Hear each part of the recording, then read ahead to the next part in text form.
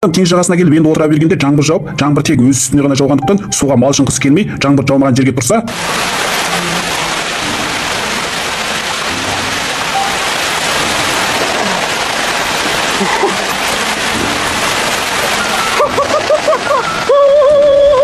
бұл адамның басындағы ғажайып уақиғалар тек осы ғана болмай, бір күні күндегідей жұмысқа бармақ болып, машинасына енді отыра бергенде кенет аспаннан бірдеңе түсіп, бұның не екенін білмек болған ол барып жерге түскен нәрсені алып қараса, бұл бір шырақ болып, бұндай шырақтың неғып аспаннан түскеніне қатты таңғалып, сонда да жұмысына кешігіп қалмайын деп ойлап, дереу машинасын айдап жұмысына кетіп бара жатқанында, радиодан бағанағы аспаннан түскен шырақтың ұшып бара жатқан аэропландық екені жайлы шығып, оған ол сеніп қалады. Бірақ бұл кезде ол өзінің 30 жылдан бері алданып келгенін, өзінің жасап отырған бұл әлемінің жалған екенін мүлдем білмейтін еді. Ал тіпті қазақша киноларды көрмекші болсаңыз, сол аяқ жақтағы жалғанымды басып шалқар кескен деталын түсіріп алып көрсеңіз болады. Бұл адамның аты Чумен болып, ол туыла салған сол сәттен бастап, оның өмірі бүкіл өсіп жетілу барысы бүкіл дүниедегі 200-ден астам елде әр күні тіке таратылым арқылы көрсетілетін болып, оның жасап отырған бұл кішкене қалашығы мынадай жасанды шардың ішінде болып, айналасындағы барлық адам, яғни шешесінен тартып, досы, әйелі, тіпті қалаштағы бүкіл адамның барлығы әктіреді. Яғни Чуменнің бүкіл өмірі тіке таратылым арқылы таратылып жатқандықтан, режиссер Чуменнің жасап отырған ортасы мен айналасындағы адамдар түгел өзі орналастырыпты. Чуменнің ортасы жалған болғанымен, сыртқы дүниедегі миллиардтаған адам әр күні оның өмірін тіке таратылым арқылы көріп, оның өсіп жетілу барысына куә болған еді. Яғни Чуменнің үйінің ішінде болсын, қалаштың барлық жерінде болсын, түрлі камералар бар болып, бұлар Чуменнің өмірін тіке таратып тұрады екен.